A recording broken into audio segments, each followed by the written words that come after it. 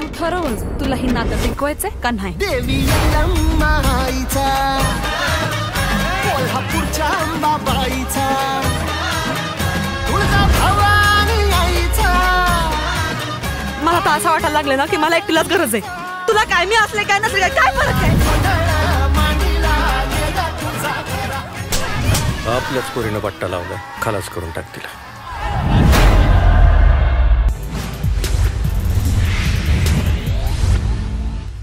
Hi hello नमस्कार, मी दर्शना तांबोई, राजश्री मराठीमध्ये तुमचं सगळ्यांचं स्वागत.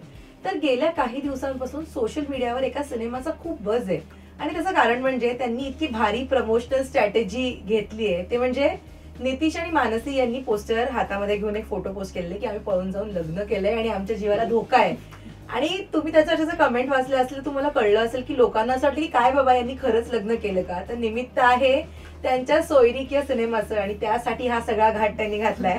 आज सोयरीक या सिनेमाची टीम आपल्या ऑफिसमध्ये आली आणि काय नेमकं सोयरीक आहे आपल्याला जाणून घ्यायचंय.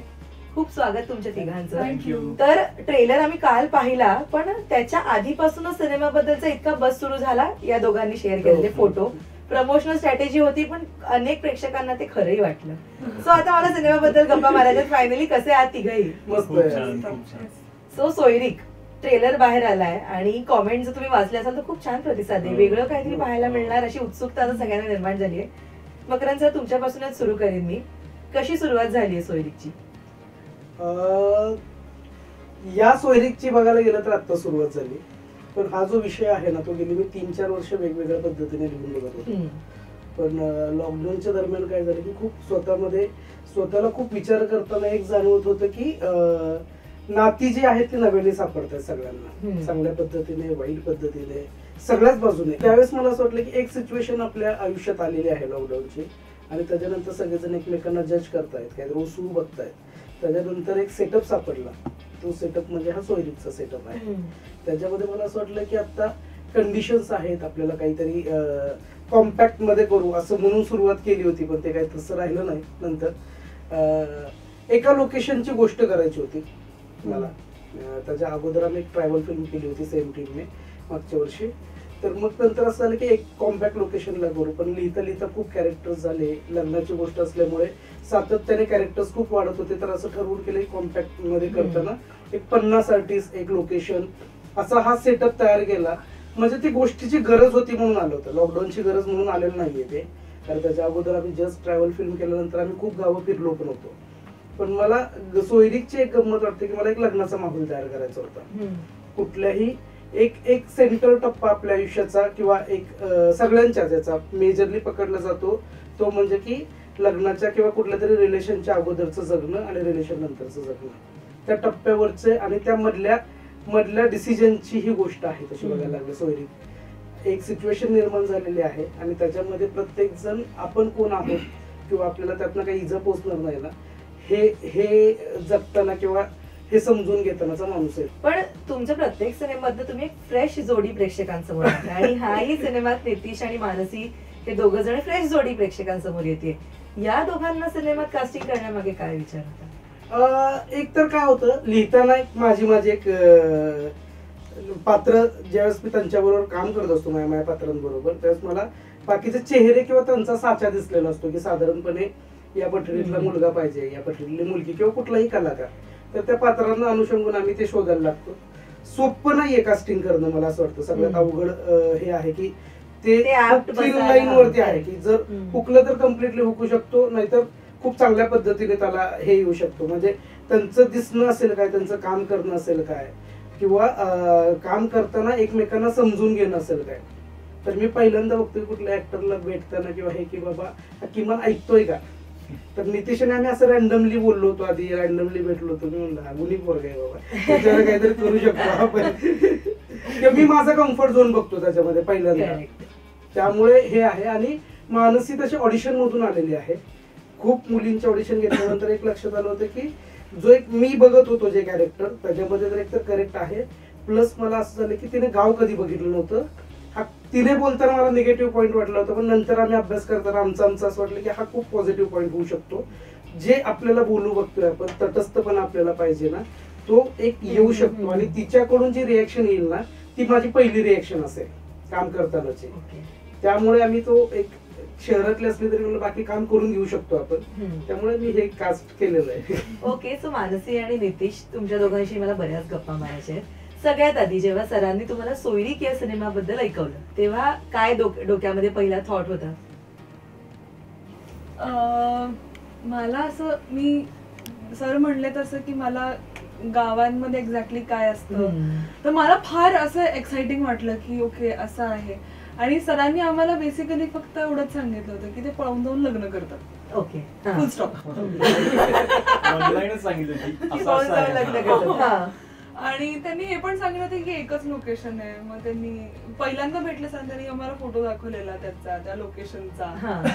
आणि मला आमच्या डोक्यामध्ये खूप सारे अशा काय म्हणतात की हे असं असेल का, म्हणजे प्रोसेस अशी होती आमची की आम्हाला फक्त आमचे लाईन्स किंवा आमचा ट्रॅक जो आहे तेवढाच आम्हाला माहिती होतं. माहिती पण म्हणजे बाकी नाही. सो इट वॉज व्हेरी, म्हणजे आमचा सीन झाला तर असं नाही की आता आम्ही काहीतरी, we use to go in की हे काय आहे, मग ह्या कॅरेक्टरचं नक्की म्हणणं काय आहे. सो असं ते एकूण वाटलं होतं जेव्हा पहिल्यांदा ऐकलं. नितीश? सरांना आधीच्या प्रोजेक्टमध्ये मला घ्यायचं होतं, पण माझ्या सिरियलमुळे त्यांना घेता आलं नाही.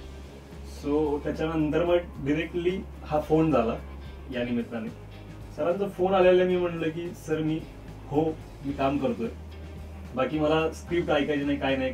त्यांनी फक्त हेच मानसी म्हणाली तसं की एक वन लाईन सांगितली आणि मकरंद माने या नावावरती मी इथे आलेलो आहोत. पण भूमिका कशा आहेत तुमच्या नेमक्या? भूमिकेबद्दल सांगायचं झालं तर पहिल्यांदा आम्हाला ज्यावेळी स्क्रिप्ट मिळाली त्याच्यामध्ये तर त्याला नावच नव्हतं. नवरा मुलगा. नवरा मुलगा पण नव्हता. नवरा मुलगा तुम्हाला आता दिसतोय पोस्टरवर येते, त्यावेळी फक्त त्याच्यावर होतं तो. ओके. हिचं होतं ती असं. आणि तो असा मुलगा आहे की शांत आहे, संयमी आहे, कुठलाही निर्णय घेण्याच्या आधी घरच्यांना विचारात घेऊन सगळे निर्णय घेतो. पण अशी काही परिस्थिती येते त्यांच्यावर आणि ते पळून जाऊन लग्न करतात आणि पुढे येणाऱ्या संकटांमध्ये तो कसाहीला सपोर्ट करतो. आणि या प्रवासामध्ये तिचं पण एक म्हणणं आहे, तिचं पण एक मत आहे, तो ते जाणून घेतो आणि तिला कसा सपोर्ट करतो असं ते तो आहे. ओके. आणि तिची भूमिका कशी आहे? ती म्हणजे नवरी मुलगी, तर ती एका काय म्हणतात चौकटीत वाढली आहे. तिला सतत तिला एक मोठा भाऊ आहे, त्याने पण की भावाला किंवा मुलाला घरामध्ये ट्रीटमेंट वर्सेस तिची ट्रीटमेंट, काका आहे, म्हणजे खूप पेट्रियार्कल सेटअप मध्ये ती वाढली आहे. आणि तिला डूज अँड डोंट्स खूप आहेत की हे नाही, तसं नाही, असं नाही करायचं, हे नाही करायचं. आणि तिला असं होतं की आता लग्न करायचं, आयुष्य घालायचंय, तर ह्यांचं ऐकून कसं चालणार. म्हणजे ती रिबेलियस आहे. तिला असं झालंय की नाही, तुमचं सगळं ऐकून झालं, आता मी ठरवणार आणि तशीच मी वागणार.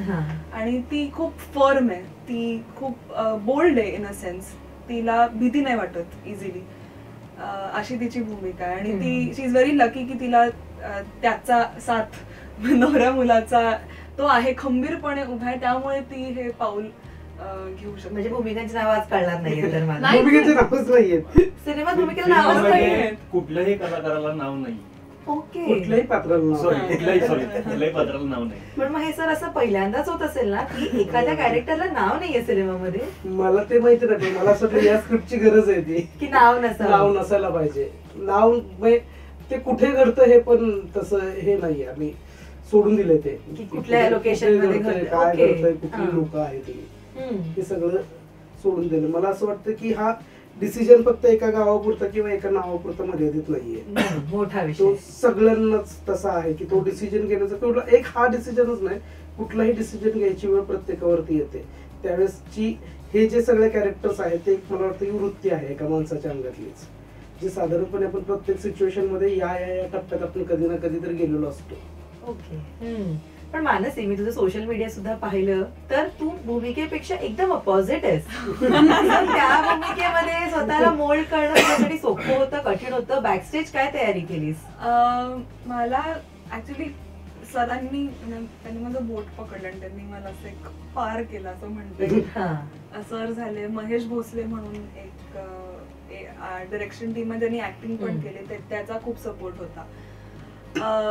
तयारी मी सुरुवात तर बेसिकली केली की मी अजून गावांच्या साईडचे सिनेमे पाहिले जास्त, की त्यांची एक्झॅक्टली काय पॉलिटिक्स असतं. म्हणजे आम्ही जसं इम्प्रोव्हायझेशनच्या वेळेस इम्प्रोव्हायझेशन वरती खूप भर होता या प्रोसेसमध्ये. तर आम्ही वर्कशॉपमध्ये इम्प्रोव्हायझेशन करताना सर म्हणले ओके आता नळावरची भांडणं असं एक आहे.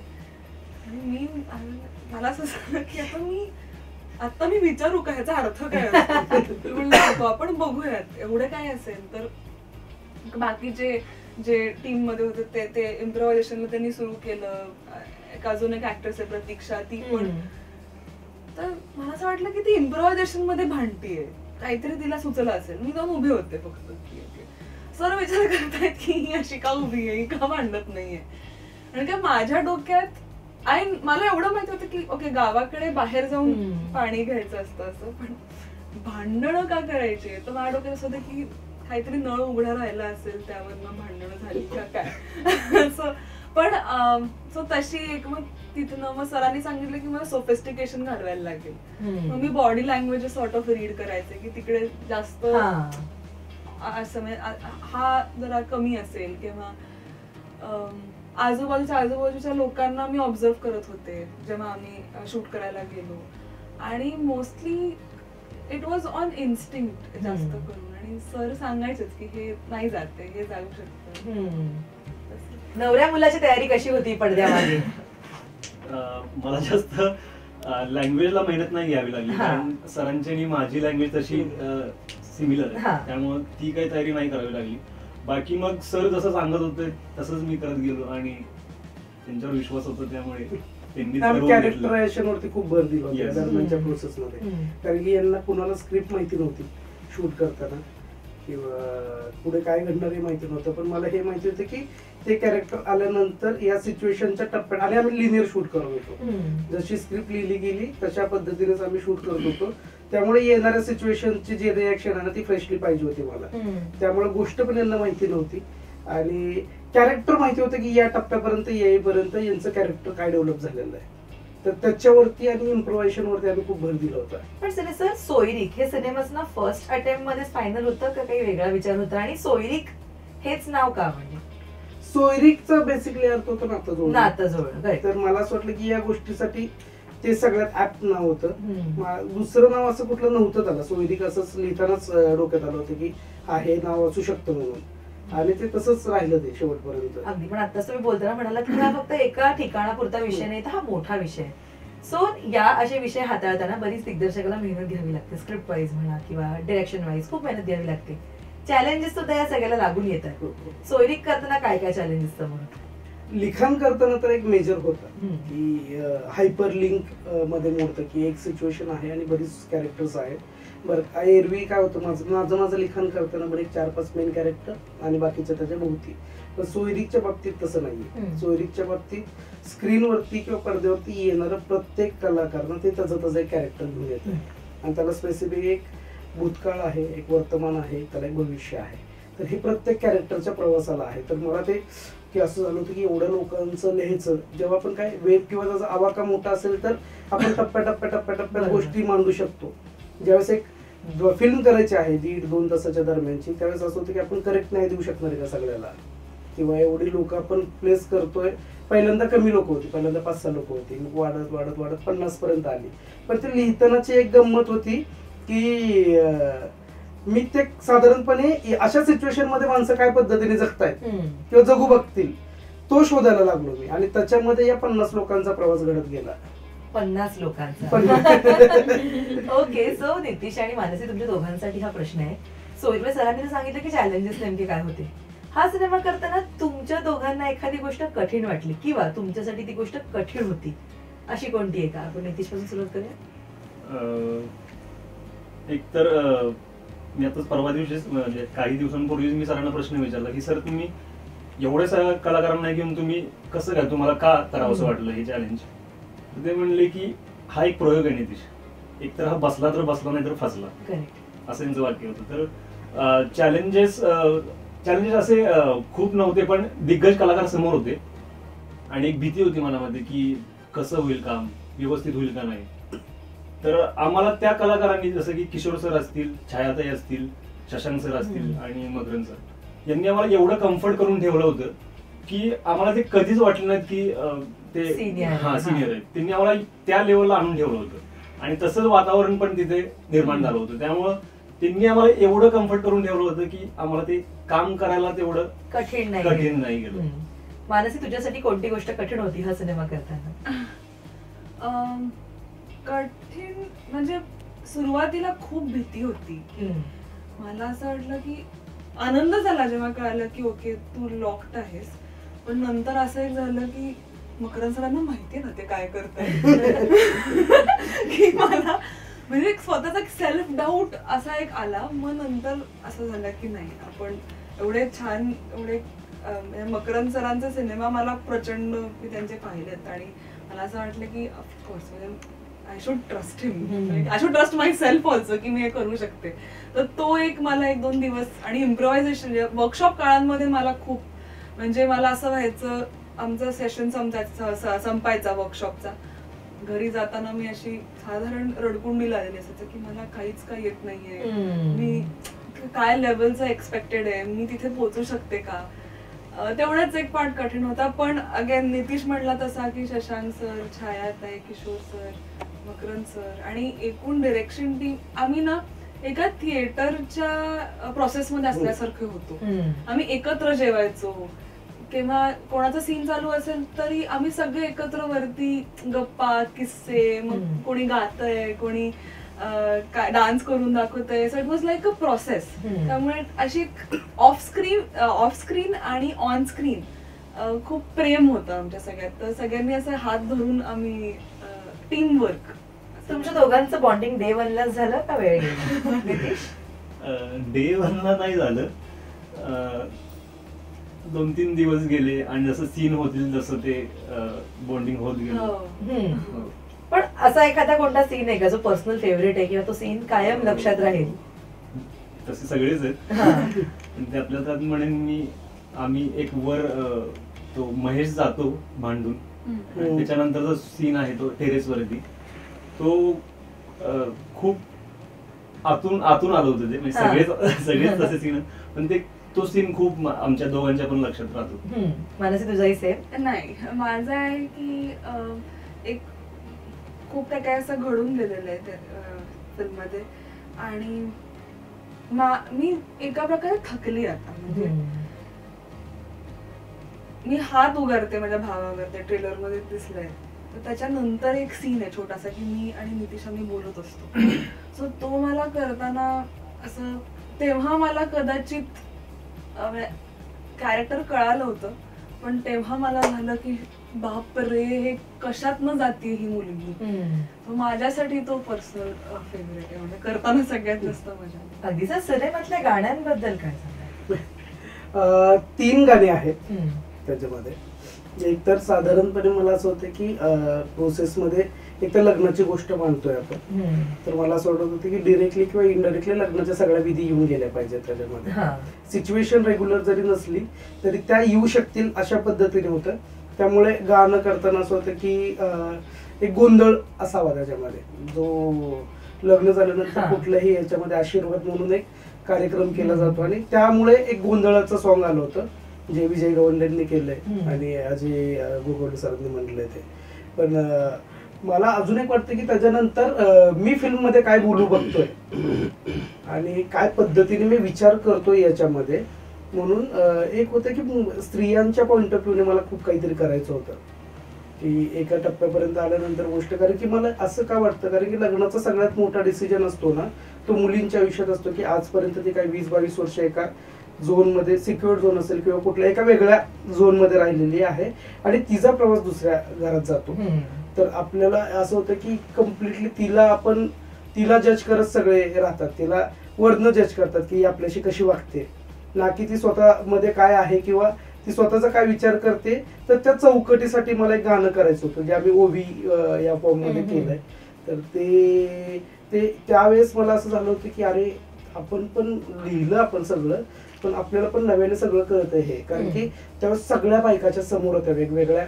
लिहिताना सोपं आहे, मला मी विचार केला आणि मी लिहिलं, पण ज्यावेळेस ते उभे आले ना त्यावेळेस मलाच असं झालं की आईला काय काय असू शकतं अजून याच्या खोलामध्ये. तर ते शोधताना मला ते कैना नावाचं गाणं खूप असं भावतं मला कायम. अगदी अशी गाणी आहेत तर ती. सो सिनेमा तयार झालाय आणि 11 फेब्रुवारीला रिलीज होईल. 14 फेब्रुवारीला व्हॅलेंटाईन्स डे आहे. सो याच पार्श्वभूमीवर म्हणूया आपण एक प्रेम कहाणी, लग्नाची गोष्ट. सो काय सांगाल प्रेक्षकांना सिनेमाबद्दल आणि थिएटर्स मध्ये यायचं? मला वाटतं की एका सिच्युएशनची गोष्ट नाहीये ती. वेगवेगळ्या टप्प्यात आपण वेगवेगळ्या टप्प्यामध्ये काय असतो किंवा कायम असं म्हणलं जायचं. विजय तेंडुलकर सर पण खूप वेळा म्हणले होते की प्रत्येक माणसामध्ये ना एक स्त्री आणि एक पुरुष असतो. त्याचं कमी जास्त असतो, तो इमोशनली कसा आहे, काय पद्धतीने करतो. तर त्या टप्प्यांमध्ये आपण कुठे आहोत या सगळ्या कॅरेक्टरमध्ये आणि आजच्या सिच्युएशन मध्ये एक डिसिजन घेताना काय पद्धतीने त्याच्यामध्ये टास्क आहे हे बघण्यासाठी मला असं वाटतं की सोयरी खूप महत्वाचं आहे. मानसी, प्रेम कहाणी आहेच इन अ वे. मला असंही वाटतं की नाती म्हणजे सगळ्यांचे, म्हणजे आम्ही जेव्हा कॅरेक्टरायझेशन करत होतो तेव्हा माझं आणि माझ्या बाबांचं नातं काय, माझं आणि माझ्या आईचं नातं काय. सो नाती आणि त्यांच्यातला फक्त वन ऑन वन काय आहेत आणि एक ओव्हरऑल काय आहे हे असं मला वाटतं बघायला मिळेल या सिनेमामध्ये. नितीश, एकतर नवीन प्रयोग केलाय आम्ही. याच्यामध्ये कुणालाही कुठल्याच कॅरेक्टरला नाव नाही, जात नाही, धर्म आहे, तो कुठला आहे, काही नाही.